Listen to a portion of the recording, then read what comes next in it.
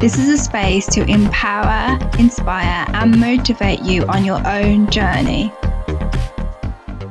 And welcome on today's Sacred World podcast. Today I'm with Rhiannon, and she has amazing allotments and also runs a community allotment project. So welcome. Thank you for joining me today. Thank you so much for having me. So can you just tell us a bit about your own allotment and then what inspired you to set up your community project as well? Yeah, of course. Well, I like until like 6 years ago, I had never wanted to grow anything. I wasn't interested in gardening. I thought it was, like a silly thing to do. I didn't really get it. My mum had spent my whole life trying to get me to grow things, like giving me a little patch of earth in her vegetable patch. And one of my dear friends was always taking me to the garden centre and saying, like, come around and we'll do some gardening. And I was like, why are we doing this? This just isn't of interest to me. And then about 6 years ago, I was on a walk around our local village with a friend, and she said, oh, can we just pop to my allotment? I just need to get some food for dinner. And I was like, yeah, sure. Like, it's on the way home. And I had a look at her allotment, and then we had a little walk around the allotment plots, and something like just kind of clicked. And I was like, oh, this could be really cool. And so I put my name on the waiting list, and 2 weeks later, they contacted me and said, we've got an allotment. Would you like it? And the one that they offered me was really overgrown, like would have been really, really difficult to kind of get started on. It was totally covered in brambles. And then I spotted one which was in a different part of the site and already had a shed and it was closer to water. And I said, oh, can I have this one instead? And that was it. And I had no idea what I was doing. My plot is actually it's considered a half-size plot on our site, but it's actually pretty huge. Um, and I just kind of went for it. And that was the beginning of something that has like completely changed my life. And now I grow all of our vegetables and some of our fruit there that sees us through the majority of the year. Um, and it's become like a really safe, happy space for me and somewhere that when I need to disconnect or I need to reconnect with the earth and step back from things that are kind of overwhelming me in life, that's where you'll find me. Yeah. And No, oh, sorry. no, it's okay. People say that there's different forms of meditation. Like obviously there's the stereotypical you sit down and you meditate, but there's also different forms. And I really do think gardening is a form of meditation as well. Yeah, I totally agree. Like the monotony of going to the tap and filling up the watering cans and taking them back and watering one bed at a time when you're doing that, I find really like relaxing and therapeutic. Sorry, that's a cat exiting. Um, and also like just weeding. It's that kind of a mindless activity that actually does become quite meditative. And also just having your hands in the earth, like Mm. quite controversially, some people get quite cross at me for saying this, but I don't wear gloves when I garden. Like if I'm handling nettles or things that might cut me, then I will. But when I'm sowing seeds and planting and I'm weeding, I don't wear gloves. I like to feel the earth. I like to feel that connection. And um, that is something as well that takes you into that kind of meditative headspace. And Yeah. also, I think it's really important to just let your thoughts run wild a little bit. So I'll be, listening to the birds or just kind of like thinking, oh, I've got to do that next. And then, my mind will wander. And it might be that I go, oh gosh, I've got such a full-on day at work tomorrow, and I'm mentally running through my to-do list or processing or prepping my brain for tomorrow. But actually, for some reason, doing those thinking processes in my allotment space or Yeah. outside doesn't feel as stressful and overwhelming as if like maybe I'm sat here in the kitchen trying to figure out what tomorrow's going to look like and stuff Yeah. like that. It's just something about being in nature and also the way that growing food teaches you such patience and Mm. such resilience because a lot of the time it is out of your control. The elements, the slugs, the pigeons, you can do what you can to protect your plants, but sometimes they don't grow properly or that, it doesn't work out. But the patience, there's a season, there's a routine, and you have to wait for things to grow. And it it kind of forces you to live in a slightly slower pace of life. Yeah, I think what it's taught me is like living slower, being more patient, but also like having faith in the natural law of life. I think, Hmm. and like things might not always go to your plan, but there is always a way for it to work. Like you saying, like nature is very resilient. Yeah, absolutely. And also I think, sometimes last year I was like really excited about my sweet corn crop because I like bloody love growing corn on the cob. It's really exciting when you're like, oh, they're here and it tastes incredible. And rats got everything. Like I went one day and I was like, oh, tomorrow I'll harvest everything tomorrow. And then I got there the next day and the rats had eaten it. And I was so annoyed. And then I was kind of like, okay, so we can't have the stuff that I've grown. We'll go and source that part of our food that we were looking forward to from another local grower.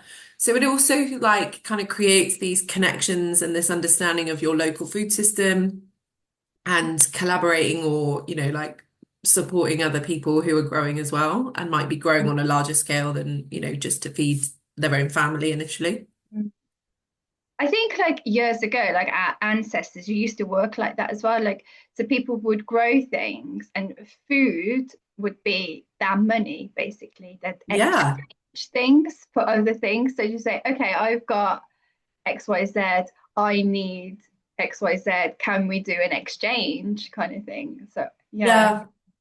And I love that. And in the last couple of years, sort of the group of friends that I have around me, we've been doing more and more of that. And some friends of mine who have a small holding in near Crediton in Devon, um, they're incredible filmmakers and they've really kindly done quite a bit of filming for our community garden project. And so we pay them back in terms of, I'll go and help them up at their small holding with a particular project or we've all got different strengths and skills and we're kind of creating that system within our friendship group and it's been really lovely because it takes money drives everything in this world and it takes the focus off money and it puts more of a focus on like your humanity and your skills as a person and what do you have to offer that somebody else might need. And it just becomes this kind of like favor swap and like you say, like a skill swap. And there's something really beautiful about that. Yeah.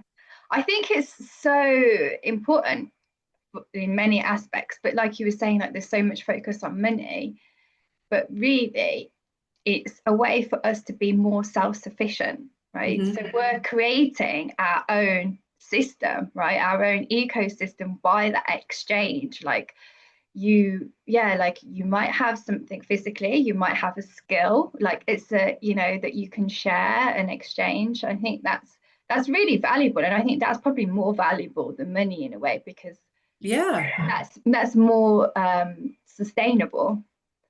Yeah. exactly. And it's it's more ethical and it's, you can help so many different people. And like you said, it might be something you can give or a skill, but it might also be just like some advice. Like so many of my friends have sort of sent me photos of their back garden or a little space they want to grow, and they're like, "What do you think I like? What food could I grow in here? What would you put in this bed?" And it's just that kind of thing. And you're helping people become, like you say, more self-sufficient, and you're helping people understand that I'm really lucky that I have a big allotment plot and I can grow a huge amount of food on it, and I I learned so much and continue to learn so much about different systems, sort of permaculture, polyculture, and how I can get more out of the space that I have and a higher harvest yield. But some people don't have that space. They don't have access to that. But actually, one of the things that I'm really passionate about personally, and we incorporate this and want to further develop it in our community garden, is showing people that you don't need a huge garden or a huge field. Like if you have a tiny little courtyard, you could grow your own food in buckets. You could grow it in old compost bags, like, or small containers. And I think there's something really powerful about not just doing something for somebody, but empowering them to do it for themselves. And that's kind of our mission at our community garden, Devon Dig and Donate. It's a project that was primarily set up to provide fresh fruit and vegetables for food banks and other community food action groups. Because that's something, it's very difficult to donate fresh produce in the supermarket to the food bank bins. And in my work in education, a lot of conversations I was having with families who were accessing food banks were around the fact that there was a real lack of access to fresh vegetables, which obviously, as we know, forms such an important part of a healthy diet. So that's our kind of primary aim, but we want to further our mission by not just doing it for people, we want to empower and enable people to do it for themselves. And that's kind of the next step in our kind of development plan. Yeah. Yeah, I really love that. So can you just tell us a bit about, you've kind of already gone into it a little bit, like how that all started and what your mission is behind that? Sure. So it really did kind of come about from my experiences working with vulnerable families in my role in schools, and having those conversations with them. And then I guess it would never have really come about if I hadn't got my allotment, because I wouldn't have understood the power of growing your own food and developing that skill. But it's something that's so important, providing opportunities for people who can't necessarily afford that full range of access to, a healthy, balanced diet, to be able to give them fresh produce. So that was primarily what kind of inspired me to set up the project. But what has happened is we've grown, such a gardening pun, we've grown, but we've grown in ways that I didn't anticipate. So we are a volunteer-led project, so everything is completely volunteer-based. We don't have anyone that's kind of paid in terms of coming up to do sessions and things like that. And um, what's been really beautiful is we've got a whole range of volunteers in terms of ages. We've got some people who are of a retirement age, some people who are 8 years old coming along with their parents and volunteering as a family. Our youngest volunteer is a lovely little, I think he's 3 or 4 year old. And we've got people who have come from all kind of gardening abilities. So we've had people joining us, and we do have volunteers that are quite experienced gardeners and growers. And then we have people who joined because they wanted to learn a new skill, and we've helped to kind of give them that knowledge and that skill. And it's created this beautiful little community and friendships outside of the project. And it's just been really lovely. And we're now at quite a critical point where we're looking at how we can sustain the project, but also how we can develop it to deliver that wider kind of mission aim. So we're going to be launching a crowdfunder in the next few weeks, aimed at raising money to enable us to do those things. Yeah. Yeah, it's interesting because you do need, even though you can have like the passion and everything and the skills for it, sometimes you do need that financial backing as well. Yeah, and it's really hard, like as you know, being a CIC, you're reliant on donations and grant funding, and grant funding can be a challenging process. You don't always get the grants that you're applying for, and we were really lucky to have some national lottery funding as our kind of initial setup. funding, and now we're at the point where we need to gather more donations to be able to sustain our project. Mm. And I think there's a real impetus now to support grassroots projects like this, not just in the kind of community gardening and growing sector, but in all different sectors and arts and culture as well. Which is really great because it gives organisations like us who want to run a not-for-profit and we want to, be an ethical and a Mm. morally stand-up group, that it gives us that opportunity to reach a wider range of people and kind of gather that support. Mm. So do you find that people like when they're coming to your allotments that they just maybe want the experience as well, like the hands-on experience? Yeah, and I think, So it's not necessarily to do with like the final produce, like actually getting the food, but just the the experience of the process of like having, like you were saying before, having your hands in the soil.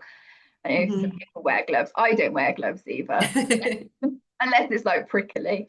But yeah, like just connecting with nature and connecting with the earth. Do you think that's a part Yeah. of it as well? Yeah. We're really lucky that we are on a beautiful site that's in the Devon countryside, and there's like lambs. There's been lambs this spring around us, and it's really peaceful up there. And we're working in partnership with the volunteers to make sure that like the space is kind of developed in ways that they think would be helpful, but also, that they have input on what we're growing and in terms of flowers and perennial plants. And I think I underestimated the impact, like you said, of creating a space that people can come and connect with nature and be outside. And like, don't get me wrong, sometimes, particularly in this like full on hot early summer we've been having, it's been hard work, like we are slogging and sweating. But when we have our evening sessions in the summer, it's just so beautiful, and the evening light and the sunshine, and we're creating something together. And I Mm. think what I love about what I'm learning about growing is that I can then like pass that on to other people and not just tell them, but show them, like you said, how lovely it is just to connect with nature and with earth in that way. And do you think as well, like if everyone has an input to it, that's what kind of makes it empowering for people? Like, so if people say, having that physical input, but also, maybe sharing as an input, it kind of, they know then that they belong to something, so it's a bit Yeah. of kind of belonging as well. Yeah, and that sense of belonging is like so important. It's kind of the bread and butter of what I do in my day job, working in special education, supporting vulnerable children. Um, and that's definitely something that we strive to do at the project. I think we could do more of it, and we could improve the ways that we involve not just the volunteers' voice and opinions, but the wider community. I think that's one of the big challenges for me running a project like this is I'm doing it alongside quite a demanding full-time job and my own allotment of my own life, and having the time to commit to it can be really challenging sometimes. Um, and kind of reflecting, we've only been up and running as a project for a year, so I've been reflecting a lot on the last year, and that's definitely something that is an area I want to improve on. I've always wanted it to be a project that is a cooperative and a collaborative project, and not just me telling people how it's going to be. I don't see myself as leading it, I see myself as facilitating it. Yeah. um, and I think that's really important, and I think there's more and more research and evidence about how empowering it is for people to be outside and learning new skills, but also being outside and having kind of space to process thoughts or to express themselves. Gardening is a way of expressing yourself and being creative, designing a space or deciding what you're going to grow and where you're going to put flowers and plants. it's Mm. creative expression. And there's so many incredible projects that we know of and we link up with in Devon. There's an amazing project called the Growing Well Garden in Crediton, which is run by Susan, who's a GP who decided she wanted to create this garden space by her practice and have those conversations with patients outside and help engage people in gardening as like a social prescription and a mental health support.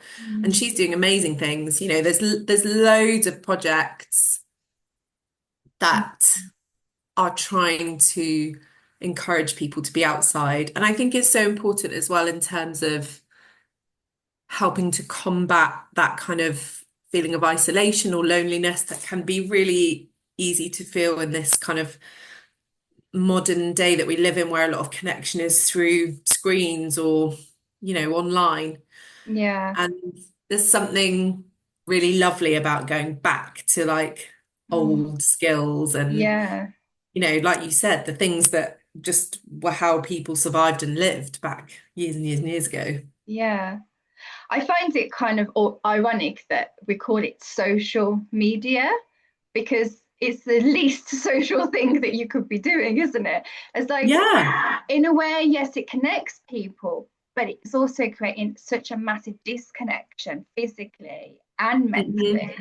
And I think it's so important to bring it back to basics and to think, actually, what does it actually mean to be sociable? What does it what in real life terms? Like I think it's yeah, making that connection is so important. Mm. Yeah.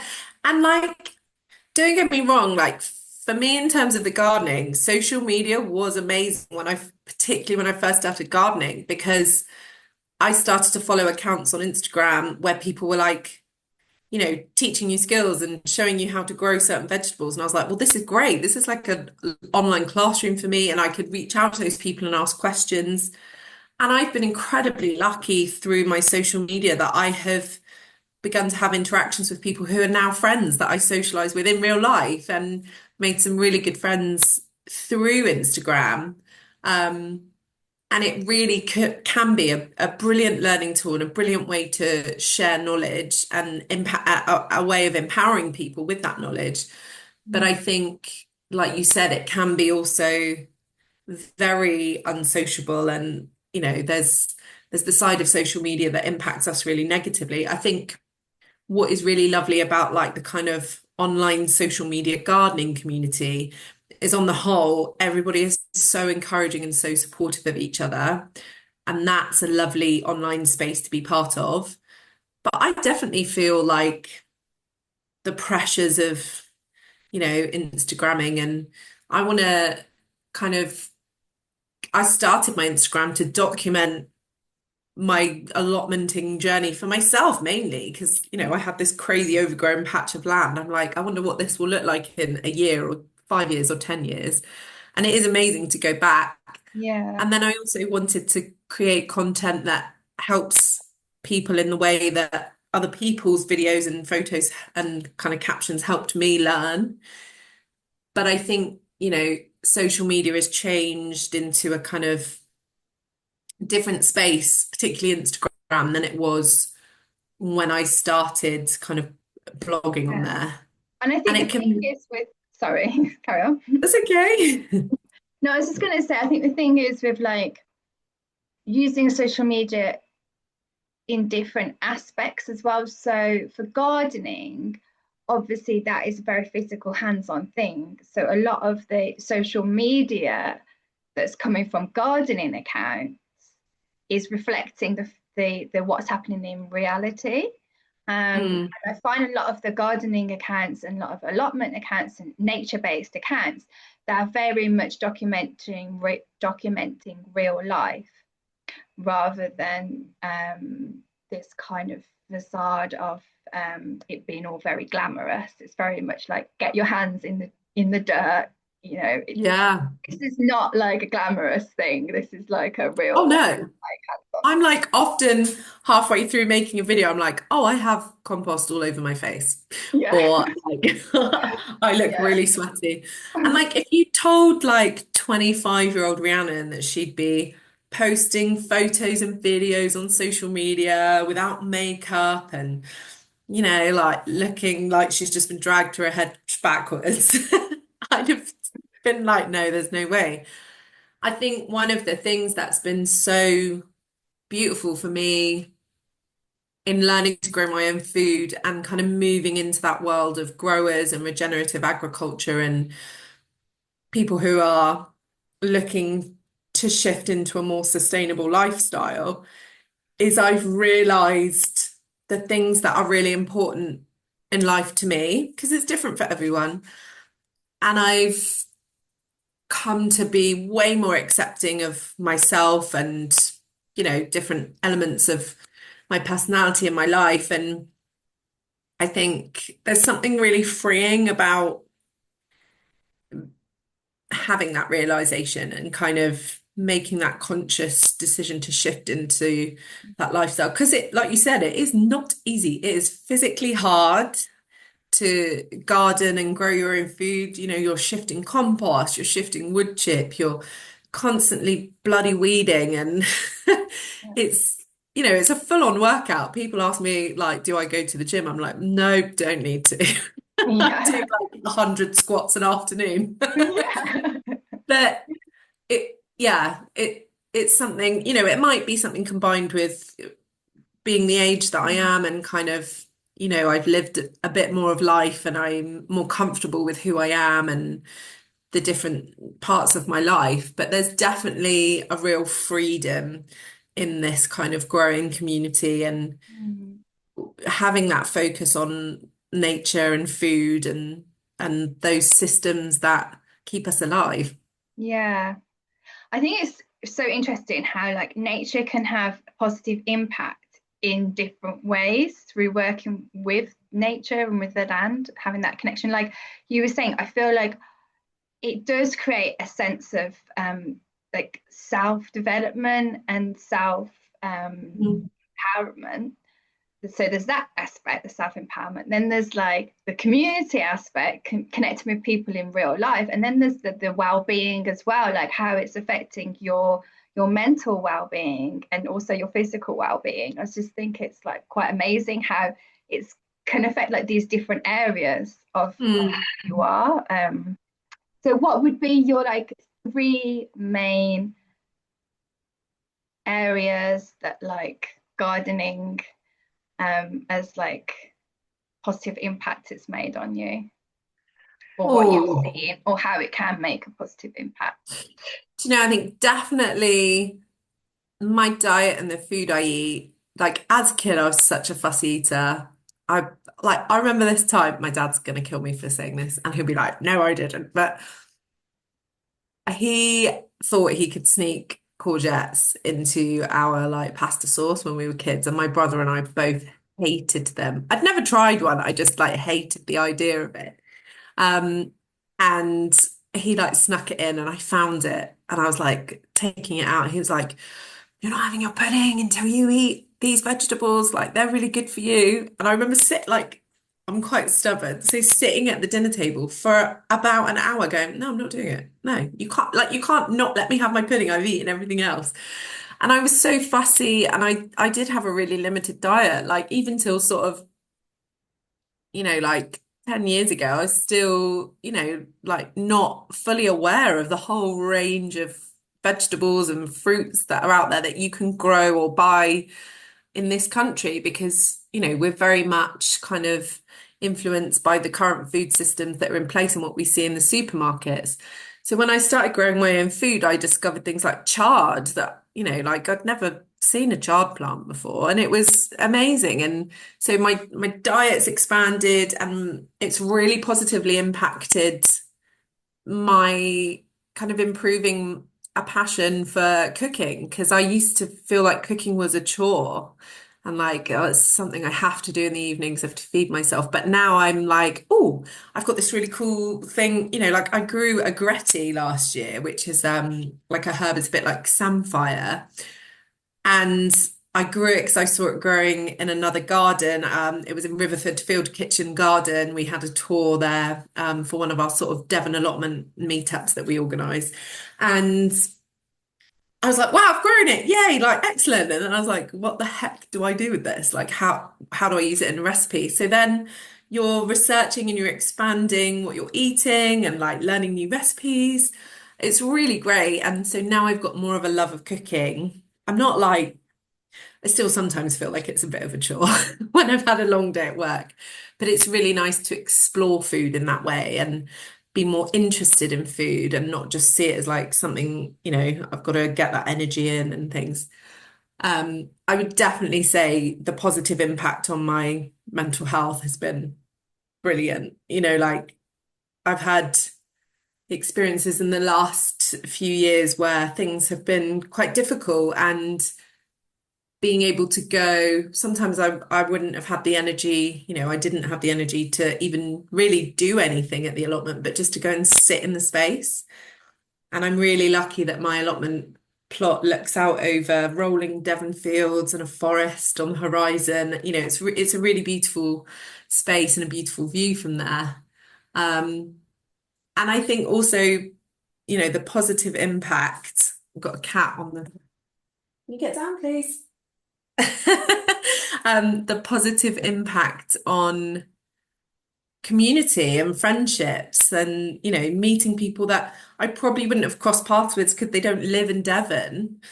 And yet I've made these really lovely friendships and getting to meet people like yourself and, come to amazing events like your festival and go into those spaces and connect with people and create that wider sense of community. It's Mm. just wonderful and seeing how many people are, shifting into that lifestyle and really trying to, you know, be activists and change makers, even if it's on a small scale. Yeah, well, thank you so much for sharing that. So, for the future, what is your ambition or dream? Oh, so much. I would love to have a small holding where I can develop some more small scale regenerative practices that I can then kind of use as a teaching space and an educational space for other people, and also as a space to help young people connect with growing and food systems and understanding where their food comes from. So that's definitely like up there in the dream list. Yeah. Um, but I think also to continue being part of this incredible community around like not just the Southwest, but the country. And, there are so many inspiring people doing similar work and being able to catch up with them and see what they're up to and learn from them. It's a I'm continually learning. It's something that you're always going to be learning and adapting your practices to. Um, and one of the things as well that I really hope will happen in the not too distant future, I've been part of a national team led by the amazing Olivia, who is known as EcoU on social media. And she's been driving this, but we've been campaigning for food farming and sustainability to be embedded in the national curriculum. There was a petition that we did that went to Parliament. We've written a white paper that went to Parliament, and even today, as we speak, she's meeting with politicians, MPs up in London, and she's doing incredible work. And the team of people that we're working with are doing incredible work to try and embed this in our curriculum, not just for the knowledge and the understanding for children and young people about food and farming and sustainable practices, but also for the experiential learning opportunities. And so, my personal dream is to have a small holding and, be able to have that lifestyle where I can be completely self-sufficient. But for the wider, national community is that we can embed that for Mm. learning for children and young people, because I think, like you said, it was used many moons ago, all these agricultural skills and growing skills. And I think there's a definite shift across the globe of going back to becoming more self-sufficient, less reliant on our kind of capitalist food systems. And I'd love to, to be part of that has been an incredible privilege. And I'd love to be able to drive that across the Mm. finish line, which is what we're hoping to do. I love that. Yeah, it's so nice to see like your own like personal development of how you see your future, but also like the wider scale as well, because it's so important to share the knowledge, especially to like the younger generations that are going to be growing up and passing this Yeah. information to them. Yeah. And, giving them the tools to connect with the earth.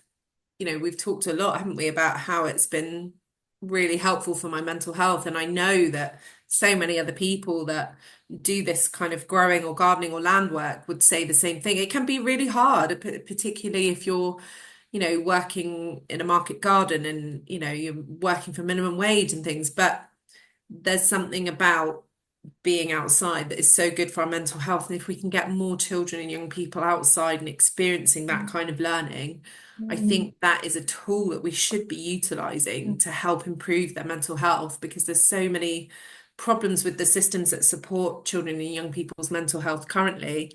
This is a free resource that we can use. mm, Nature is on our doorstep everywhere, even, central London, you can get out into a park.